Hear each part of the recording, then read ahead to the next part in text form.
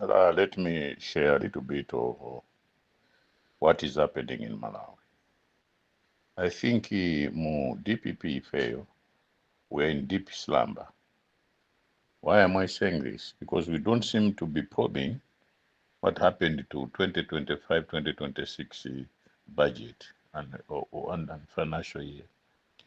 We budgeted that budget according to the needs of different ministries and the country, parastatals, etc., etc.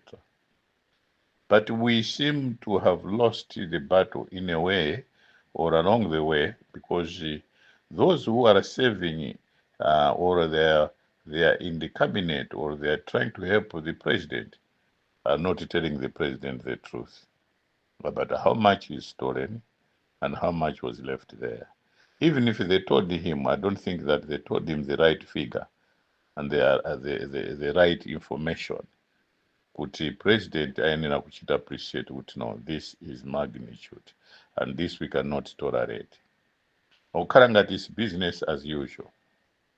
And the councillors, or I would say councils and city councils, they're in a better position to know exactly how much they received out of the entire budget that they requested and how much was not given. And from there, then we ask, where is the money? And we can easily find out drama was stuck at this point. Koma, zose zija tiri chete blaming Professor Thapita Mutharika, oh, he's not delivering, he's weak, he promised this, amati ana kusukura pita. When they have stolen that money, when they know that they are keeping that money. And another thing is, we can audit their lifestyles. Awa wakutu muntu uyu 5 years ago had nothing, and today is boasting of billions.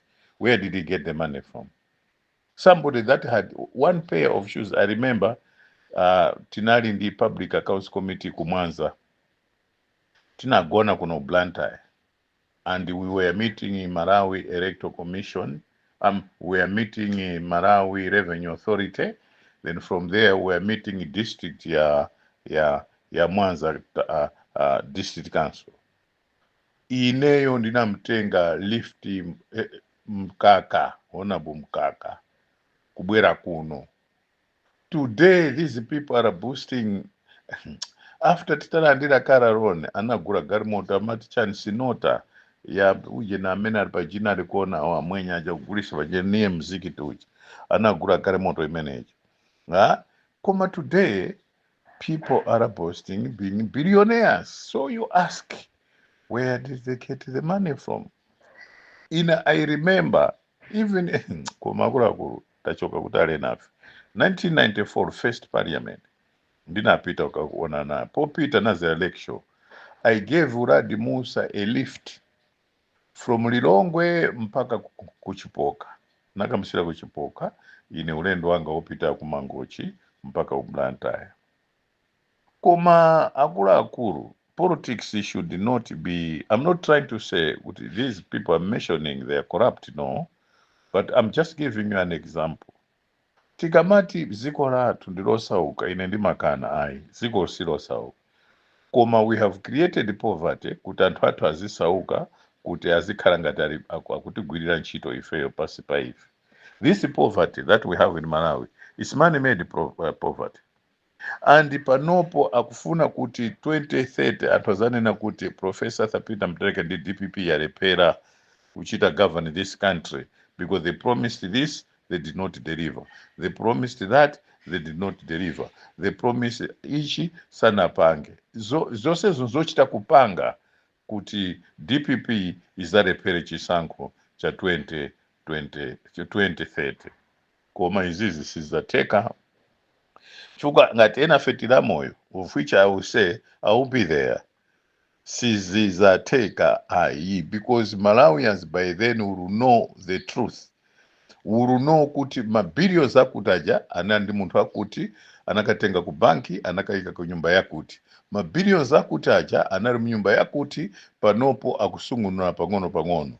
forex yakuti anakatenga wina ku Reserve Bank anakasunga nyumba yakuti ku district ya kunchishi vichakuti tizanena china chiri chonse and proof kuti this is what was happening. So the people of Malawi will be educated, the people of Malawi will be told the truth as from any time this year kuzafika pa 2030 Malawians aziwa china chiri chonse. Ndikuuzeni pano mawu amene wamwatumize kulikonse chifukwa it saddens some of us kuti zimva kuti akuti profesa walepera chifukwa chakuti sanapereke profesa kaya chani chifukwa chakuti pamene iwo abisa ndalama m'manyumba, pamene iwo ugawana ndalama ndi anthu ena amene akugwira ntchito ndi profesa. 2, I will tell you the history a little bit of politics in Malawi. Malawi muno akamuda munthu they create boza. I'll tell you an example of 1961. Dunduzo Senior Chisiza and Oton Chiro. Oton Chiro anali vice president, Dunduzo Chisiza anali secretary general. Akupita kukwacha anakabweza pa ujeni pa Chisekuta Salowe kunali a conference ya Malawi Congress Party. Akuti anapita kuchoro kwa Sing'anga anakatenga mankhwala kuti akagwirana chasa ndi Kamuzu afe. Anthu anakankhidwa pa secretary general Dunduzo Chisiza kukankhidwa kumponyera kunjako.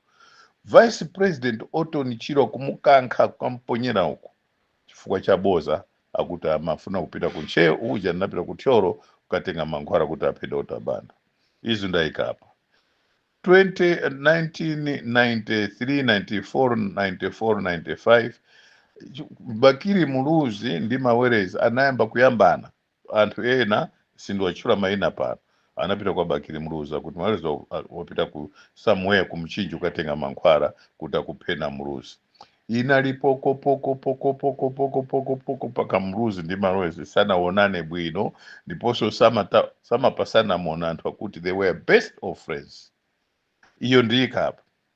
Atachoka Mawerezi ndi Muluzi panabwera Kasimu Chirumpa ndi Dr. Bingu Mutharika. Anthu amene tikumayambisa ma stories onsewo ndi anthu akumpoto. Anthu akumpoto tili boza lopsa kwambiri lakuti likhoza kuphesa munthu. Ndeno anapita kwa Bingu akuti Kasimu Chirumpa ali ndi mankhwala ali ndi gulu lake lofuna kukukirani inuyo Bingu.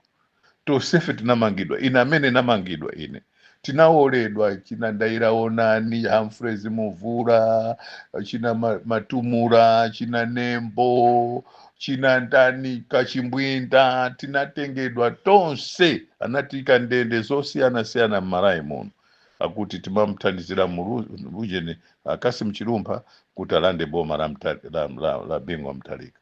Akuti enafe kaya Nembo kandi ndani kaya ndiya ujeni Ndairaonani au tanakatenga mankhwala kuti aphe Bingu. Izozo Kasimu Chirumpa sana kareso running mate nkhani paka pano sinati yoti akufuna kupha Bingu paka pano nkhani iri mu court enafe anatichita discharge koma we can still claim money kuti tinamangidwa for nothing chifukwa tinakhala almost 1 week tili mundende nkhani ya treason imene enafe sitimaziwa kuti what it meant and what it was. Osewo anthu akumpoto ena amene anali involved. Atachoka apo Bingu Mutharika anatenga Joyce Banda as running mate. Atatenga Joyce Banda as running mate anapita kwa Bingu kuti uyu mayi afuna kuuphani anakatenga mankhwala kuzomba uko kuti akupheni.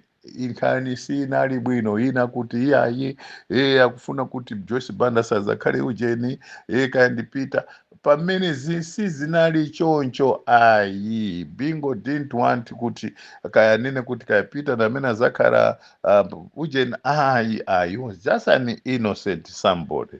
Koma anthu ajasanamvane bwino paka Bingu kumwalira. Atamwalira Bingu Joyce Banda amene analiso ndi experience imene yoyo youti ma vice president kaichanichani zinthu za mankhwala kuti akafuna kuipisa munthu amamnamizira kuti amapita kwa Sing'anga kukatenga mankhwala. Ndeno kunapezeka atenga khumbo kachare mayaja wina kumpoto awiri ora tatu ali pano ndo anthuwo aliso mu DPP anthu amwano kwambiri anapita kwa Joyce Banda kunena kuti mai uyu kakumbo chara ufuna kukupani ng'anga wake ndo wakuta nakatenga ndara wina kwa Eutini kupita naye kwa mai Joyce Banda kumuzuzu State Lodge kuti iwe chita confess auti ine mai pepani nduchira confess anabwera vice president anu amafuna kuti ndikupeni ndeine namva chisoni kuti awa ndi madamu akuno kumpoto amuna ndo akuno kumpoto ndiwapa bwanji nauza nyamatawa kuti akuuze kuti ine siningati mankhwala okupani mai Joyce Banda ndikumbuka chala nayambana kopya pa zinthu zimene sizinali zoona ayi zonama zokha inali pweke paka mai Joyce Banda anatenga Sexton Gwengwe kukhala running mate wawo chaka cha 2014 2019 general elections apo tatasiya tinaluza a PP then kubwera kuwina a DPP anatenga Saulos Chilima kukhala running mate from the corporate world ayenda anthu anapita apita uya ufuna kukupani uyu kaichani anapita kwa Sing'anga mpwirikiti Chilima had love for Peter Mutharika because Chilima never believed that Peter Mutharika could make him a running mate. And Peter Mutharika professor had also love for Chilima because Chilima and even when First Lady Apano Amakara official wedding, it was Chilima that was the best man of that particular wedding.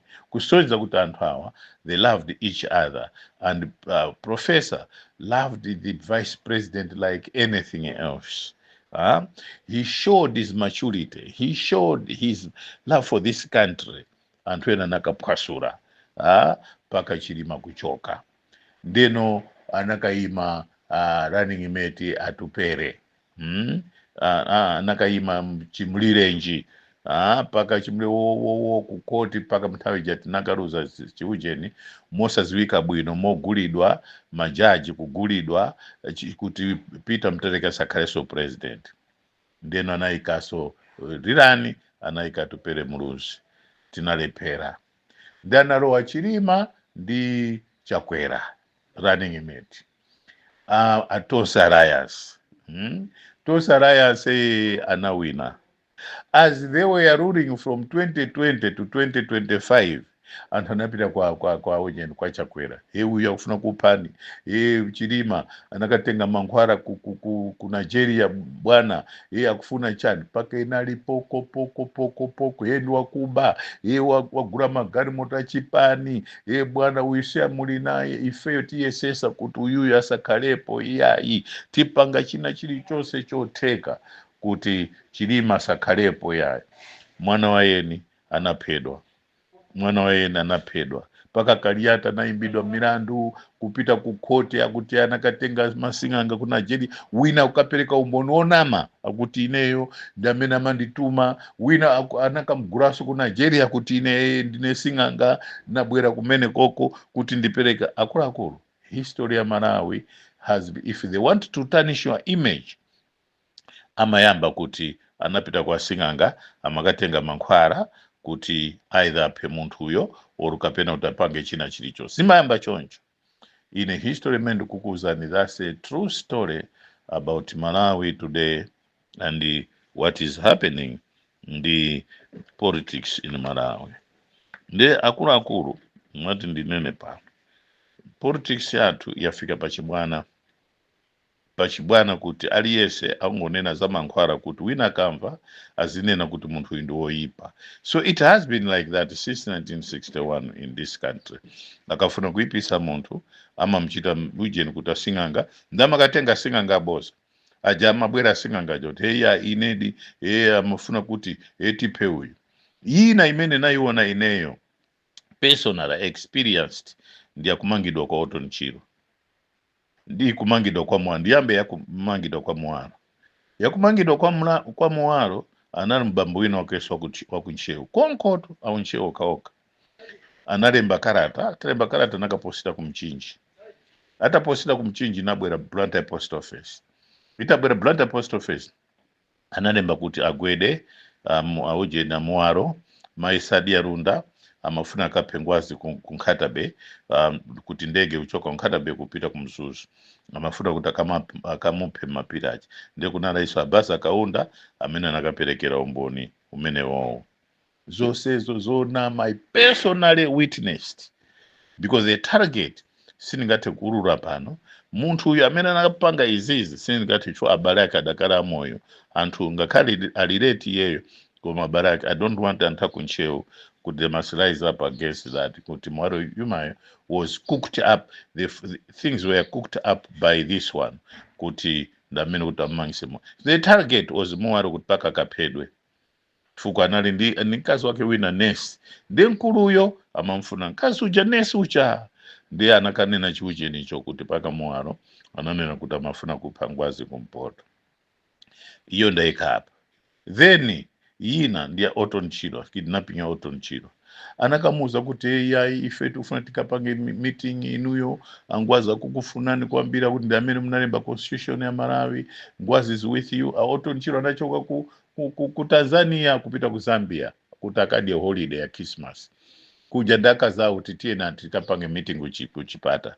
anamchita kidnap anakamgoneka ku polisi ku na Mitete rumu imene utende nachita icha zonse zochita kupanga andi unje njira yache imene anambweresera ngati kuchipata Orton Chilo samaziwa kuti how uchipata is set up amakhanga takupita ku nyumba osaziwa kuti akubwere cha kumchinji huku cha kuboda kukulowesa uje nikuja kunkakhala ngati amchita kidnap amene pacha kubwera kumene kuti akufuna kuukira Ngwazi. So the history of politics in Malawi has been poverty and lies and akutasinganga ndeno akulu. Is this the way how we should be operating politics? From 1960, 1958 when Dr. Banda landed in Malawi, we have had a lot of political dispute, political intolerance and fighting. This is why Manoa Chirwa, TD Banda, china Ndani hawa, china Kasonga, Mdaraja, ananena kuti umumu ai ifeti imepatoka. Ndeno china Manoa Chirwa, it was a fighting throughout. Why? Poverty and the politics in Malawi. There's meant to kukuzani pano is part of history. Ndizafotokoza bwino kwambiri in the days to come. If they want to get rid of certain person, they go and say kuti uyu amakafuna mankhwala kwa Sing'anga, uyuyu afuna kupeni, uyuyu sali ndi inu, in order to destroy that person. And unfortunately, presidents have been listening to that nonsense in Malawi. But I hope, let us pray very hard that our professor will be a different one and is going to be different in management or in managing the country, the political affairs of this country and the economy of this country. Why am I saying this? Because I want to put senses into people about what they are talking now against the president.